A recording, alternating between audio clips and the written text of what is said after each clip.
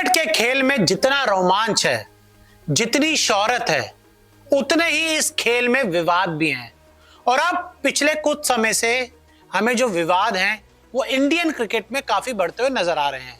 ईशान किशन वाला विवाद सभी को पता है, हार्दिक पांड्या रोहित शर्मा कंट्रोवर्सी सभी को पता है, और अब एक और भारतीय क्रिकेटर बागी हो गया है, या फिर ये कहें कि उसने बोर्ड के खिलाफ ही मोर्चा खोल दिया है और बड़े आरोप लगाए हैं। और अब उसने साफ कर दिया है कि मैं अब दोबारा क्रिकेट नहीं खेलूंगा। तो क्या है पूरा मामला, आपको इस रिपोर्ट में समझाते हैं। तो टीम इंडिया से बाहर चल रहे हनुमा विहारी अब एक और नई मुसीबत में फंस गए हैं। आंध्र प्रदेश की कप्तानी कर रहे हनुमा विहारी की कप्तानी चली गई। टीम की कप्तानी जाने पर हनुमा विहारी ने कहा था कि बंगाल के खिलाफ पहले मैच में वही टीम के कप्तान थे। उस मैच के दौरान उन्होंने टीम के 17वें खिलाड़ी को डांटा था। फिर उस खिलाड़ी ने अपने पिता को शिकायत की।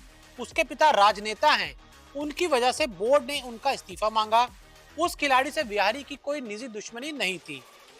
उनकी प्राथमिकता टीम रही है, लेकिन बोर्ड के लिए प्राथमिकता वो खिलाड़ी है। पहले भी चीजें खराब हुई, पर बावजूद इन सब बातों के मैं टीम के साथ जुड़ा रहा। ये कहना है हनुमा विहारी का कि उस पूरे प्रोसेस में हुआ क्या।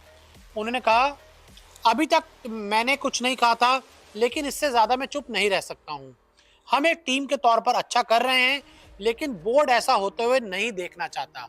तो ये बड़े आरोप लगाए हैं हनुमा विहारी ने, बीसीसीआई पर नहीं, अपना जो स्टेट बोर्ड है उसके ऊपर बड़े आरोप लगाए हैं कि एक खिलाड़ी को एज अ कैप्टन उन्होंने डांटा। और ये देखने को मिलता है कि ठीक है, कप्तान फील्डर्स को डांट देता है।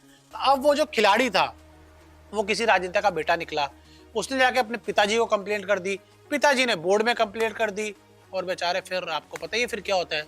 तो हनुमा विहारी को जाना पड़ गया, ये हनुमा विहारी का कहना है। और अब क्या हुआ आगे, अब इस पर आंध्र प्रदेश के खिलाड़ी ने कड़ी प्रतिक्रिया दी है।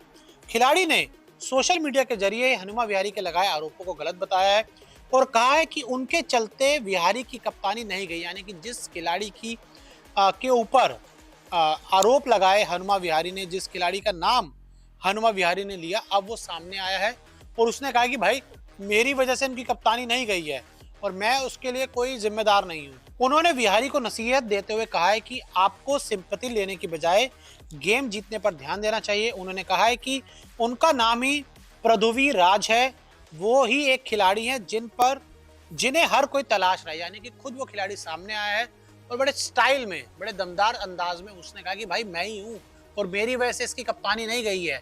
और आगे उन्होंने कहा, लेकिन जो भी कहा जा रहा है वो बिल्कुल झूठ है। गेम मेरा या किसी और से कहीं ज्यादा बड़ा है। उस दिन क्या हुआ ये बात हर कोई जानता है।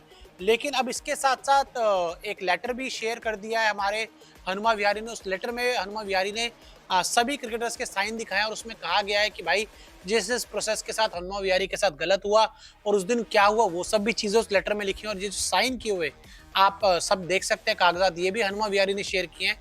तो जो विवाद है काफी बढ़ता जा रहा है और हनुमा विहारी एक इंडियन क्रिकेटर हैं, हिंदुस्तान के लिए क्रिकेट खेल चुके हैं। जिस तरह से ऑस्ट्रेलिया में उन्होंने इंडिया को एक फेमस जो टेस्ट मैच ड्रॉ करवाया था सभी को याद है, तो उसके लिए उनका बहुत सम्मान है। और इंडिया खेले तो हर क्रिकेटर का सम्मान होना चाहिए, वैसे तो हर आदमी का सम्मान होना चाहिए। लेकिन अब यहाँ पर ये देखने वाली बात है कौन गलत है कौन सही। देखिए इसमें हमें नहीं पता हनुमा विहारी सही है मुझे या फिर वो दूसरा खिलाड़ी सही है, और लेकिन मुझे लगता है कि बोर्ड जो स्टेट एसोसिएशन है उसको सामने आना चाहिए और इसमें पूरी जांच होनी चाहिए और उसके बाद कोई कार्रवाई होकर जो इसका रिजल्ट है वो सभी के सामने आना चाहिए।